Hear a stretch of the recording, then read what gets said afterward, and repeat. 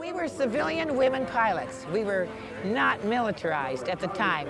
The bill was defeated in Congress. And in one way, it was nice because we could wear our own clothes on dates.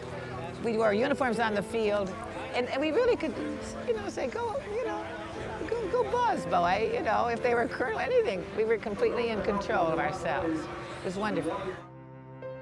We loved to fly. The women pilots loved to fly. And it was never boredom, it was never a gruel.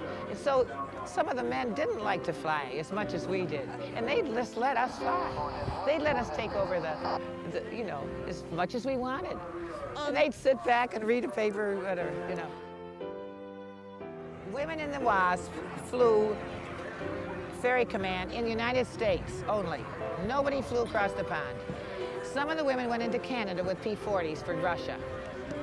But Hap Arnold didn't want us to go over the pond. I was sent to the 2nd Ferry Command for only 2 weeks. I checked out in at AT-6, and then instead of going out and ferrying planes, where there was a whole squadron of women there, I was sent to 4-engine school, and that meant I was into the training command, out of the ferry command into the training command. Everything was all, it's all organized. First of all, flying is an adventure.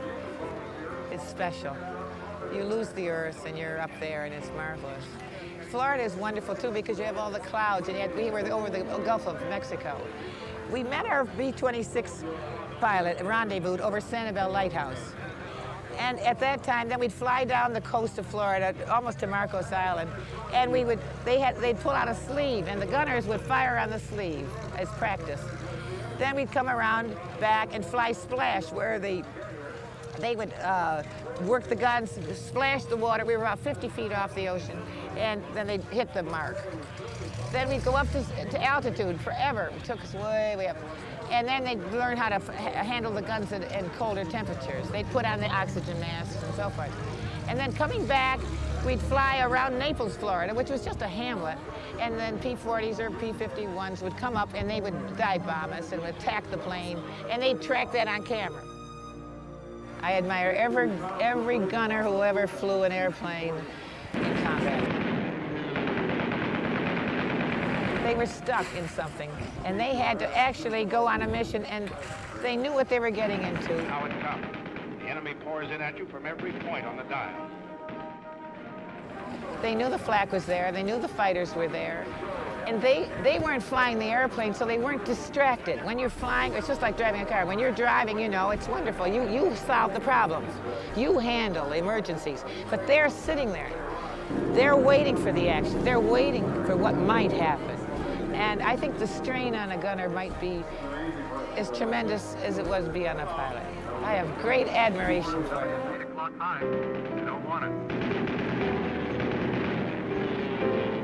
ME 110. 1 o'clock high.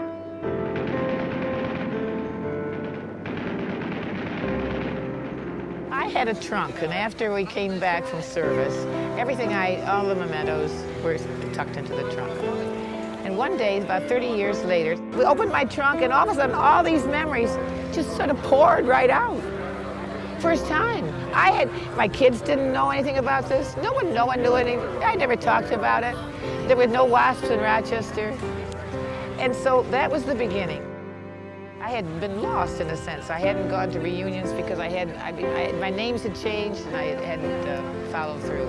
So then I started going to reunions in '72 when Jacqueline Cochran was still alive then in Sweetwater.